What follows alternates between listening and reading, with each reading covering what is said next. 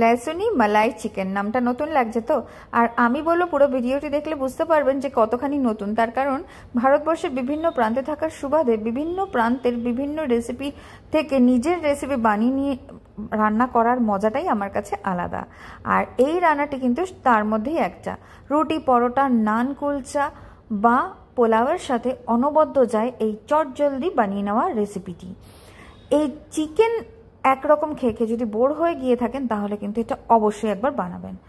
আর তার আগে অনুরোধ রইল চ্যানেলটিকে সাবস্ক্রাইব করে লাইক করে পাশে থাকার। আদা, রসুন, কাঁচা লঙ্কা, ধনেপাতা সামান্য একটু জল দিয়ে একটা মিক্সিতে ব্লেন্ড করে নিলাম কথা বলতে বলতে। এইবার চিকেনটিকে কিভাবে কাটছি দেখুন, বেশ তির্যকভাবে মানে ডায়াগোনালি চিকেনটাকে কাট করলে যেরকম টেস্টি হয়, জুসি হয়, সেরকম খুব তাড়াতাড়িও কিন্তু চিকেনটি রান্না হয়ে যায়। তাই এই কাটিংগুলোও কিন্তু বেশ ইম্পর্ট্যান্ট।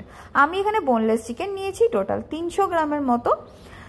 এখানে প্রত্যেকটা চিকেন আমি একভাবে কেটে নিয়ে এখানে দিয়ে দিচ্ছি লেবুর রস, এতে করে স্মেলটি ভীষণ ভালো আসে। আর এই চিকেনটি রান্না হওয়ার পর জাস্ট অসাধারণ লাগে খেতে। এবার দিয়ে দিলাম গোলমরিচের গুঁড়ো, আর ওই যে বানিয়ে রাখা মশলার পেস্ট থেকে আমি দিয়ে দিলাম ছোটো চামচের 2 চামচ মতো দিয়ে চিকেনটিকে ভালো করে ম্যারিনেট করে রেখে দিলাম বেশ কিছুক্ষণের জন্য। বেশিক্ষণ না, 15 মিনিট থেকে আধ ঘন্টা। এইবার অবশিষ্ট পেস্টের মধ্যে একটা টমেটো দিয়ে ওটাকেও পেস্ট করে নিলাম।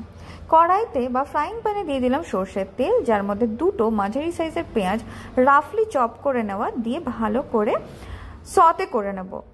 পেঁয়াজটি যখন হালকা একটা বাদামি কালার আসবে সেই সময়তে ওর মধ্যে ওই বানিয়ে রাখা পেস্টটা দিয়ে দেব।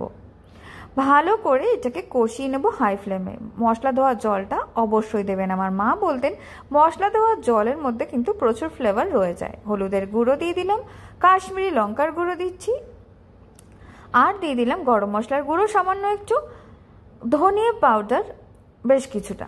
ভালো করে এবার কষিয়ে নেব। সব উপকরণগুলো কষিয়ে নেওয়াটা ভীষণ ইম্পর্ট্যান্ট। একটু ঢেকে নিয়ে এটাকে আমি আর একটু কষিয়ে নিলাম। দেখুন মশলা থেকে তেলটা ছেড়ে এসেছে। এইবার দিয়ে দিলাম বেশ 7-8 কোয়া মতো রসুনের। এবার আপনি এখানে গোটা রসুন দিতে পারেন, আবার যারা রসুন পছন্দই করে না তারা দেবেন না। লেসুনি চিকেনের নাম দিয়েছিলাম এই জন্য, যারা গার্লিক লাভার হয় তাদের এই গোটা রসুন রান্না হওয়ার পর যখন নরম হয়ে যায় তখন ভীষণ ভালো লাগে খেতে। কথা বলতে বলতে আবারও একটা কাজ করলাম, ম্যারিনেট করে রাখা চিকেনটা দিয়ে দিলাম আর সামান্য মশলার যে জলটুকু দিয়ে দিয়েছিলাম। ভালো করে এটাকে হাই ফ্লেমে মিশিয়ে নেব 4-5 মিনিটের জন্য। এতে যেটা হবে চিকেনটা জুসি হবে। এইবারে ওই বাটিটা আরেকবার ধুয়ে আরও একটু জল আমি দিয়ে দেব মশলা থেকে তেল ছেড়ে আসার পর। বারবারই বলছি কষিয়ে নেওয়াটা কিন্তু যত ভালো হবে তত চিকেনের রেসিপিগুলো আপনার ততটাই ভালো হবে। এটাও কিন্তু খুব তাড়াতাড়ি হয়ে যায় আর ভীষণ ভালো হয় খেতে। এবার স্বাদ অনুসারে লবণ দিয়ে দিচ্ছি। এই রান্নাটি থেকে এত সুন্দর একটা স্মেল বেরোয় যে কি বলবো।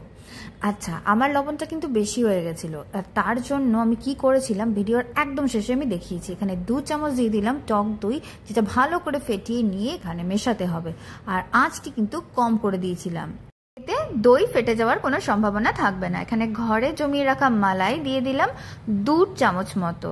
আপনারা ফ্রেশ ক্রিম দিতে পারেন, আবার যদি ক্রিম পছন্দ না করেন তাহলে আর একটু দই দিয়ে দেবেন বা ঘন করে রাখা দুধও দিতে পারেন। আর এখানে ঝাল কম মনে হয়েছিল তাই জন্য একটা কাঁচা লঙ্কা দিয়ে দিলাম কুচিয়ে, আর 1 চামচ মতো দেশি ঘি ছড়িয়ে এটাকে ঢেকে রান্না হতে দিলাম 7 থেকে 8 মিনিটের জন্য। এবার ঢাকনা খোলার পর ভীষণ ভালো একটা হেভেনলি স্মেল এসেছে, আর টেক্সচারটাও কতটা সুন্দর এসেছে, রংটা কতটা সুন্দর এসেছে, তেল কিন্তু পুরোপুরি ছেড়ে দিয়েছে। এবার দেখুন রসুনটা পুরোপুরি সেদ্ধ হয়ে গেছে, চিকেনও সেদ্ধ হয়ে গেছে। ব্যাস আর কি, গ্যাসের ফ্লেম অফ করে ধনেপাতা কুচি ছড়িয়ে এটাকে স্ট্যান্ডিং টাইম দিয়ে পরিবেশন করতে হবে। রান্নাটির রং যেমন অপূর্ব, খেতে সেরকম অসাধারণ।